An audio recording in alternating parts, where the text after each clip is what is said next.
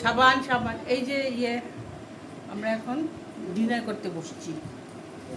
আজকে মেনু দেখে নাও কী বানিয়েছি। এটা হচ্ছে এক পোচ, এটা হলো উচ্ছে ভাজা, এইটা হলো ওমলেট, এটা হলো মাছের তেল, এটা হচ্ছে ডাল,